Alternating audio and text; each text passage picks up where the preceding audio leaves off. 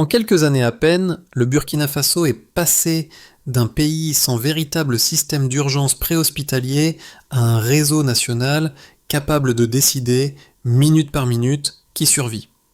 Ce basculement s'est produit alors que les hôpitaux étaient déjà sous pression, mais l'activation d'un numéro unique et d'ambulances structurées a créé un fossé net entre l'improvisation hasardeuse et une prise en charge immédiate.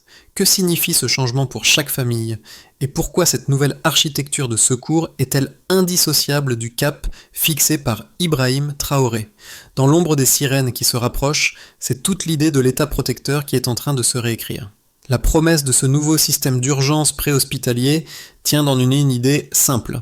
Personne ne devrait dépendre du hasard pour survivre aux premières minutes d'une crise médicale. En offrant une prise en charge rapide, gratuite et disciplinée, il crée un filet de sécurité que les familles n'avaient jamais connu auparavant. Mais cette transformation va bien au-delà d'un gain médical. Elle redéfinit le rapport entre l'État et ses citoyens, obligeant le gouvernement à prouver qu'il peut répondre, jour et nuit, lorsque la vie vacille. Le risque, lui, est clair. Sans coordination, sans équipe formée, sans communication centralisée, le pays retomberait dans l'ancien cycle d'improvisation qui coûtait silencieusement des milliers de vies. C'est ici que se joue l'enjeu réel. Soit consolider un modèle capable de sauver des personnes dans les villages reculés comme dans les capitales régionales, soit laisser la fragilité structurelle reprendre le dessus. Et si la différence entre une nation vulnérable et une nation qui se relève commençait tout simplement dans les premières minutes d'un appel? Le premier basculement apparaît dès que l'on compare l'ancien paysage sanitaire avec l'introduction du numéro d'urgence unique. En quelques secondes, une famille passe aujourd'hui d'une improvisation totale à une procédure maîtrisée. Ce contraste, devenu visible depuis l'activation du système national, marque l'une des évolutions les plus rapides observées dans les services publics du pays. Pendant des années, les urgences au Burkina Faso n'avaient ni structure uniforme, ni rythme prévisible. Dans de nombreux villages, lorsqu'une personne s'effondrait après une maladie soudaine, qu'un accident survenait sur une route rurale ou qu'une mère affrontait des complications d'accouchement, il n'existait aucune équipe formée à appeler. Les premières minutes, celles qui décident souvent d'une vie, dépendaient entièrement de la capacité des voisins à improviser un moyen de transport. Les hôpitaux, déjà sous pression, recevaient des patients dans un état critique, souvent trop tard pour une stabilisation efficace. Ce vide structurel n'était pas perçu comme une défaillance individuelle, mais comme la conséquence d'un héritage de fragilité accumulée, distances longues, routes difficiles, moyens incohérents, absence de personnel médical embarqué. Même lorsqu'un véhicule pouvait être trouvé, il n'avait pas la capacité de maintenir un patient stable durant le trajet. À cela s'ajoutait l'augmentation des accidents liés à une circulation plus dense, les maladies graves touchant les publics vulnérables et les déplacements de population causés par l'insécurité. Peu à peu, cette accumulation a rendu l'écart trop lourd pour être ignoré. Des familles perdaient des proches simplement parce que l'aide n'arrivait pas à temps. Les communautés se lassaient, voyant dans l'absence de soutien coordonné un signe d'impuissance de l'État. Le pays ne pouvait plus dépendre de solutions improvisées, il fallait un service national discipliné, capable d'intervenir aussi bien dans les centres urbains que dans les zones éloignées. L'apparition du nouveau réseau d'urgence devient alors le premier maillon d'une chaîne causale plus vaste. Réduire les délais, stabiliser plus tôt et recréer un lien de confiance entre l'État et la population. Pour comprendre comment cette transformation s'est matérialisée sur le terrain, il suffit d'observer le travail quotidien des opérateurs du numéro d'urgence et des équipes d'ambulance réparties dans les zones stratégiques. Ces acteurs, souvent invisibles dans les récits nationaux, constituent pourtant la première ligne d'un dispositif qui a commencé à modifier les résultats dès ses premières semaines de fonctionnement. Dans un premier cas, un opérateur reçoit l'appel d'un villageois paniqué. Un enfant présente des signes de détresse respiratoire. Autrefois, la famille aurait tenté d'atteindre la clinique la plus proche par ses propres moyens, au risque d'aggraver l'état de l'enfant. Aujourd'hui, l'opérateur pose les bonnes questions, donne les premiers conseils et envoie immédiatement l'ambulance la plus proche, réduisant de précieuses minutes le temps d'intervention. Dans un deuxième cas, une femme enceinte souffre de complications sérieuses au cours de la nuit. Les voisins tentent d'aider, mais savent qu'ils n'ont plus à improviser une solution. L'appel déclenche une chaîne d'action. L'équipe d'ambulance arrive avec du matériel adapté, stabilise la patiente et la conduit vers l'établissement le plus approprié, sans détour. Cette logique de stabiliser avant de transporter marque une rupture nette avec l'ancien système, où chaque minute perdue pouvait devenir fatale. Ces situations, modestes en apparence, révèlent déjà un effet structurant. La présence d'un système organisé réduit le hasard et augmente les chances de survie. En d'autres termes, un pays change quand ses premières minutes changent. La séquence commence par un constat simple. Le pays ne pouvait plus fonctionner selon l'ancien modèle où chaque urgence dépendait d'un véhicule trouvé au hasard et d'un dévouement improvisé. Ce point d'activation s'est formé au fil des années alors que les familles arrivaient de plus en plus tard au centre de santé, épuisées après des trajets trop longs, trop risqués, trop incertains. Les chiffres informels, transmis dans les discussions communautaires, révélaient toujours la même tragédie silencieuse. Les premières minutes décidaient de tout, et personne n'avait les outils pour les maîtriser. C'est à partir de cette accumulation que le pays a dû enclencher un virage stratégique sous la direction d'Ibrahim Traoré, convaincu que l'État devait agir avant que les conséquences ne deviennent irréversibles. Le déclencheur opérationnel se cristallise ensuite autour de l'introduction du numéro court. Soudain, un seul geste, composer un chiffre, devient la porte d'entrée d'un système entier. Les opérateurs, formés pour écouter, trier, guider, deviennent les chefs d'orchestre d'une mécanique disciplinée. Chaque appel active une boucle, évaluer, orienter, transmettre. Ce mouvement remplace l'ancien réflexe d'appeler un voisin, un taxi ou un motard prêt à faire le trajet en urgence. Le pays passe du « chercher quelqu'un » au « quelqu'un arrive ». Cette simple inversion transforme les comportements, la vitesse de réaction et même l'angoisse qui accompagnait les crises nocturnes dans les zones rurales. Le deuxième niveau, le haut de la courbe, s'installe dès que les ambulances entrent en jeu. Une fois alertées, elles se déplacent depuis des points stratégiques. Dans l'ancien système, les distances rendaient les interventions imprévisibles. Aujourd'hui, chaque véhicule est positionné pour réduire les temps morts. À l'intérieur, l'équipe stabilise, surveille, protège. L'oxygène soutient les patients en détresse respiratoire. Le matériel contrôle les saignements. Les gestes répétés rendent la procédure fluide, même dans les villages éloignés où les routes restent difficiles. Il n'existe plus cette rupture brutale entre l'attente et le trajet incertain. Le transfert se fait dans une logique progressive où chaque étape anticipe la suivante. Lors de ces interventions, un autre changement majeur se produit. La communication constante entre l'ambulance et la coordination centrale. L'hôpital est prévenu, le personnel se prépare, le patient arrive dans un environnement prêt à l'accueillir. Dans le passé, les équipes hospitalières découvraient la situation au dernier moment, parfois sans information sur l'état du patient. Cette coordination précoce limite les retards, renforce la précision des soins et réduit la pression sur les équipes médicales. Enfin vient la phase de retombée où les effets s'accumulent. Les familles constatent que l'aide arrive plus vite.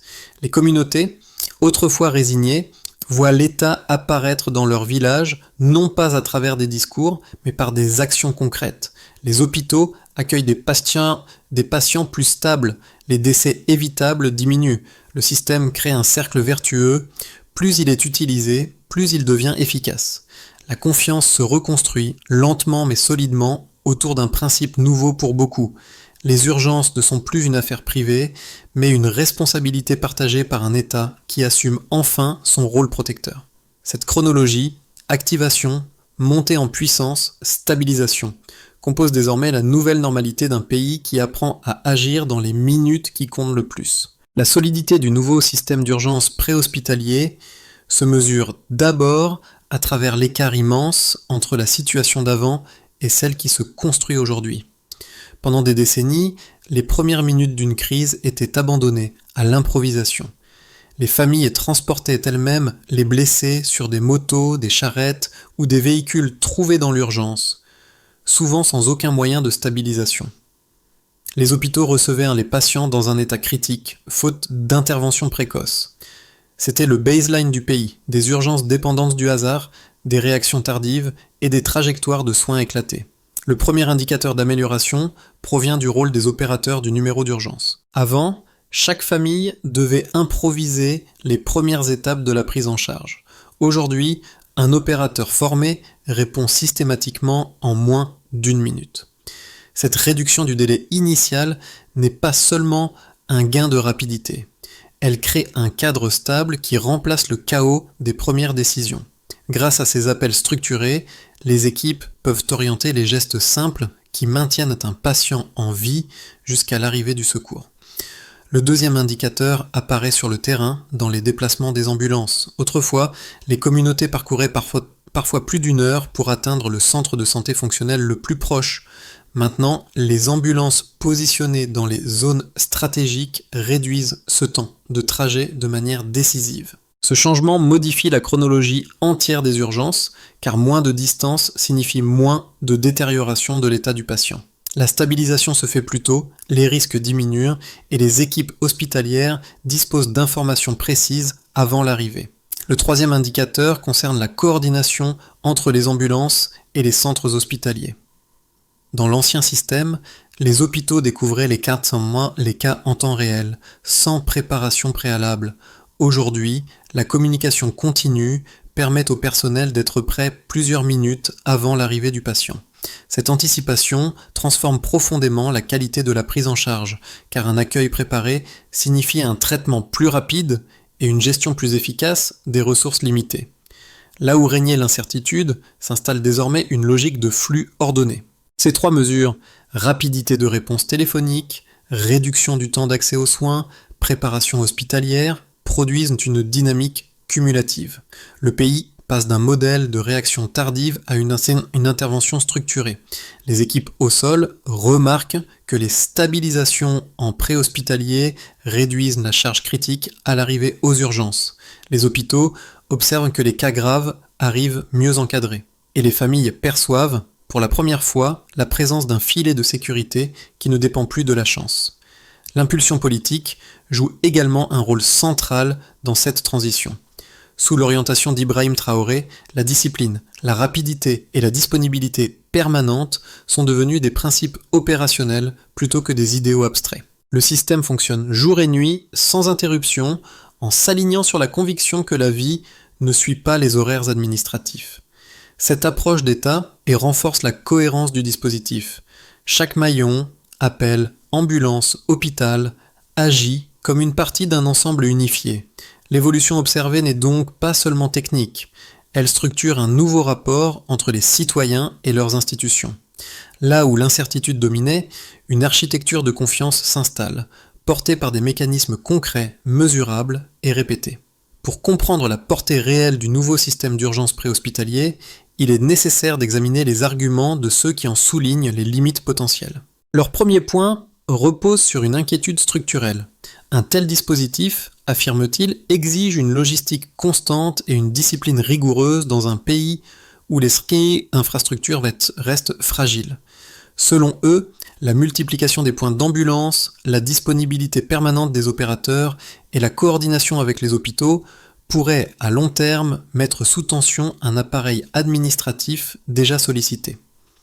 Ils craignent que, sans ressources durablement sécurisées, la qualité du service finisse par diminuer avec le temps.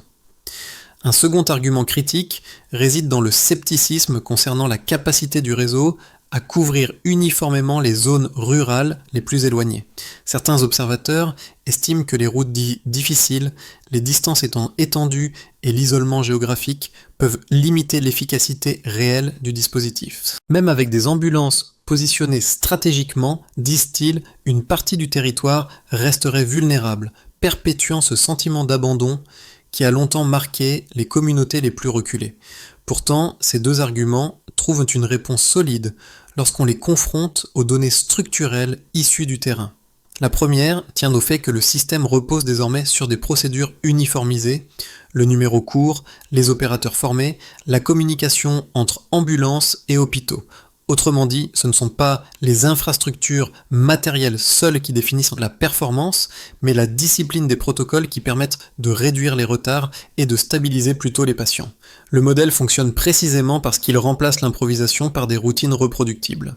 La seconde réponse émerge de l'observation directe des zones rurales. Là où il n'existait auparavant aucune équipe formée, il y a désormais des points d'appui capables d'intervenir plus vite qu'un transport improvisé.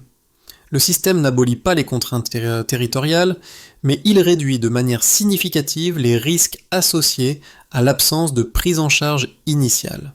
Le changement repose moins sur la perfection des distances que sur l'amélioration de chaque minute critique. Un détail change tout. Ce point d'inflexion apparaît lorsque l'on observe la transformation silencieuse qui s'est installée entre les appels d'urgence et l'arrivée au centre de santé. Avant, chaque trajet était un pari risqué, sans garantie de stabilité ni coordination. Aujourd'hui, une chaîne complète se mobilise dès la première seconde. Opérateurs, ambulances, communication, accueil hospitalier. Cette continuité, qui semblait inaccessible quelques années plus tôt, redessine le cœur même du système public. Ce renversement est accentué par une réalité nouvelle. La présence de personnel formé dans les ambulances crée une rupture nette avec le passé. Là où les familles agissaient seules, une équipe disciplinée stabilise désormais le patient avant même que l'hôpital n'entre en jeu. Cette avance de quelques minutes suffit, dans de nombreux cas, à modifier l'issue d'une urgence. Sous l'orientation d'Ibrahim Traoré, ce modèle est devenu un symbole d'État moderne, prévisible, rapide, organisé. Il ne s'agit plus seulement d'un service médical, mais d'un signal adressé à toute la population, celui d'un pays qui ne laisse plus les premières minutes au hasard. L'effet le plus immédiat concerne les familles. Dans un pays où les urgences étaient autrefois laissées au hasard, l'arrivée d'une équipe formée réduit drastiquement le sentiment d'impuissance. Les mères confrontées à des complications d'accouchement, les enfants en détresse respiratoire ou les victimes d'accidents ne sont plus livrés à eux-mêmes.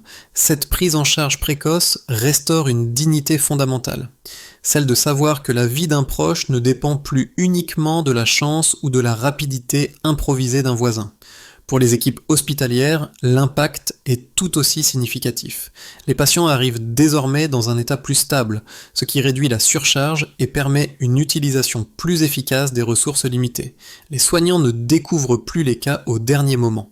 L'information circule avant l'arrivée du patient et cette anticipation améliore les résultats cliniques. Le système renforce également une culture professionnelle fondée sur la discipline et la coordination, caractéristique soutenue publiquement par Ibrahim Traoré. Le réseau d'urgence transforme la cohésion sociale. Dans de nombreuses zones rurales, l'absence historique de soutien officiel alimentait frustration, méfiance et sentiment d'abandon. Voir aujourd'hui une ambulance se rendre dans un village éloigné, de jour comme de nuit, modifie profondément cette perception. Cela réduit les tensions entre régions, crée un sens plus fort d'appartenance nationale et alimente l'idée que l'État n'est plus un acteur lointain, mais une présence concrète dans les moments de peur. À l'échelle nationale, les conséquences dépassent largement le domaine médical. L'amélioration visible d'un service public essentiel agit comme un signal de stabilité dans un contexte marqué par des années d'incertitude. Les citoyens commencent à percevoir l'État comme un partenaire actif investi dans leur sécurité quotidienne. Ce changement renforce la confiance et soutient les efforts de reconstruction institutionnelle. Sous la direction d'Ibrahim Traoré, cette dynamique devient un élément clé de l'identité nationale renouvelée, portée par la discipline, la rapidité d'action et l'égalité de traitement. Dans une première perspective, dans les 6 à 12 prochains mois, le scénario le plus probable repose sur la continuité. Le réseau d'urgence préhospitalier poursuit son fonctionnement régulier avec des ajustements graduels dans la répartition des ambulances et le perfectionnement des procédures entre les opérateurs et les centres hospitaliers. Les communautés déjà familiarisées avec le numéro court l'utilisent plus systématiquement, ce qui accroît la cohérence du dispositif. Les hôpitaux bénéficient d'un flux plus prévisible de patients stabilisés, réduisant les pics de surcharge. Les premières améliorations observées durant les interventions rurales deviendraient structurelles, renforçant la perception d'un État présent et discipliné. dans une perspective plus prometteuse, dans une dynamique plus favorable, le pays pourrait aller plus loin en densifiant les points stratégiques où sont placées les ambulances. Cette consolidation augmenterait la rapidité d'intervention dans les zones les plus éloignées, celles qui autrefois dépendaient entièrement de solutions improvisées. Les opérateurs plus expérimentés renforceraient la précision des évaluations initiales, améliorant la coordination avec les hôpitaux. La confiance citoyenne progresserait davantage, car chaque intervention réussie amplifie l'idée que les services publics sont capables de protéger la vie dans les moments les plus fragiles. Le système deviendrait un modèle de référence pour d'autres secteurs où la discipline opérationnelle reste une priorité nationale. Dans une éventualité moins favorable, le scénario le plus défavorable se matérialiserait si les ajustements logistiques ne suivent pas la demande croissante. Les ambulances, trop sollicitées, pourraient connaître des retards, affaiblissant la dynamique initiale. Dans certaines zones isolées, un retour partiel aux solutions improvisées ferait ressurgir la vulnérabilité antérieure. Les hôpitaux, recevant davantage de patients non stabilisés, retrouveraient une pression élevée. Le risque majeur n'est pas l'effondrement du système, mais l'apparition d'incohérences qui fragmenteraient l'élan de confiance reconstruit durant les premiers mois. Pour traverser ces trois trajectoires possibles, la clé consiste à maintenir la discipline opérationnelle qui a permis de transformer les premières minutes d'une urgence. Lorsque l'on observe ce que le nouveau système d'urgence préhospitalier change réellement pour les citoyens, il devient clair que l'impact dépasse largement la médecine. Pour beaucoup, cette transformation rejoint des préoccupations intimes. La peur de perdre un proche faute de secours, l'angoisse de rester seul face à une situation critique, ou encore la fatigue accumulée après des années où chacun devait improviser pour survivre aux urgences. Le réseau actuel ne supprime pas ces émotions, mais il les rend moins écrasantes. Il crée une présence rassurante dans un pays où les distances et les imprévus étaient depuis longtemps synonymes de vulnérabilité. Pour d'autres, notamment ceux qui travaillent, voyagent ou vivent loin des centres urbains, le service d'urgence représente une forme nouvelle de stabilité. Savoir qu'un numéro unique répond, de jour comme de nuit, change la manière de se déplacer, de planifier et même de prendre des risques. L'existence de cette structure réduit le poids mental associé à la vie quotidienne dans les provinces rurales où une simple panne de santé pouvait autrefois tourner au drame. Le service devient alors plus qu'un outil médical, il devient un filet psychologique. Enfin, pour les familles qui ont déjà vécu une intervention, la perception se transforme encore davantage. Voir une équipe arriver rapidement, stabiliser un patient et communiquer avec l'hôpital avant même le départ de l'ambulance crée une impression profonde de sécurité. Cette expérience directe fait naître un lien émotionnel nouveau entre l'État et les citoyens. Ce n'est plus une abstraction administrative, mais un acteur concret qui intervient dans les minutes les plus fragiles. L'ensemble de ces ressentis convergent vers une même idée. Un pays change lorsque les individus commencent à se sentir réellement protégés. Pour consolider les progrès réalisés et éviter un retour aux fragilités antérieures, une trajectoire opérationnelle claire peut être définie pour les prochains mois. Cette trajectoire ne repose pas sur des ajouts techniques spéculatifs, mais sur l'amplification disciplinée de ce qui fonctionne déjà sur le terrain, dans l'esprit de continuité impulsé par Ibrahim Traoré. Les équipes du numéro d'urgence peuvent poursuivre l'amélioration des protocoles de tri en se concentrant sur la précision des questions initiales. L'indicateur de mesure reste simple, réduire les hésitations dans les premières 30 secondes d'appel. Sans multiplier les véhicules, une mise à jour régulière des points stratégiques permet d'adapter la couverture aux zones les plus sollicitées. La performance se mesure par la baisse progressive des temps d'arrivée dans les zones rurales. La communication anticipée peut devenir encore plus fluide grâce à des routines standardisées. Le critère d'évaluation, diminution des minutes d'attente à l'admission, signe qu'un accueil préparé devient systématique. En consolidant les gestes essentiels, stabilisation, gestion des détresses respiratoires, contrôle des saignements, le système réduit les variations de qualité entre interventions.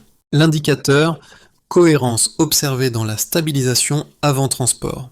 Sous la direction d'Ibrahim Traoré, la logique de discipline et de disponibilité permanente peut être intégrée durablement aux pratiques quotidiennes. La mesure principale, confiance accrue déclarée par les communautés interrogées. En suivant cette feuille de route, le pays consolide non seulement un service vital, mais aussi un lien durable entre l'État et les citoyens. Lorsque l'on revient à ces scènes simples, observées dans les premiers mois du système, un opérateur qui guide une famille paniquée, une équipe mobile qui stabilise un patient avant même que la route ne soit parcourue, on mesure mieux ce que cette transformation représente réellement. Ce ne sont pas seulement des procédures nouvelles ou des décisions techniques. Ce sont des gestes humains répétés, parfois dans le silence de la nuit, qui redonnent aux citoyens le sentiment d'être accompagnés dans leurs moments les plus fragiles. Ces instants, longtemps livrés à l'improvisation, deviennent désormais des points d'appui. Ils rappellent que la discipline, la rapidité et la préparation ne sont pas des concepts abstraits, mais des actes concrets portés par des femmes et des hommes sur le terrain. Et derrière cette cohérence nouvelle se trouve une orientation politique claire, celle qui, sous l'impulsion d'Ibrahim Traoré, affirme qu'un État moderne se définit d'abord par sa capacité à protéger. Ce réseau d'urgence n'efface pas toutes les inquiétudes du pays, mais il offre une certitude nouvelle. Parfois, quelques minutes bien organisées suffisent à changer une vie. La protection commence toujours dans les premières minutes. Si cette histoire résonne aujourd'hui, c'est parce qu'elle parle d'un mouvement collectif, celui d'un pays qui découvre petit à petit qu'un service public peut réellement faire la différence lorsqu'il se montre discipliné, accessible et présent à chaque instant. Elle parle aussi de la manière dont les citoyens, par leurs expériences et leurs témoignages, donnent vie à ce nouveau modèle. Chacun d'entre eux devient un maillon d'une chaîne qui renforce la confiance et alimente l'élan de transformation. Si vous souhaitez continuer à suivre ces changements, comprendre comment ils transforment la vie quotidienne ou découvrir d'autres récits sur le Burkina Faso et sa reconstruction institutionnelle, vous pouvez soutenir ce travail en restant connecté, en partageant la vidéo ou en laissant simplement votre point de vue. Chaque retour, même court, aide à élargir la discussion et à approfondir les sujets qui comptent. Et qu'a changé pour vous l'idée d'être réellement protégé dans les premières minutes d'une urgence?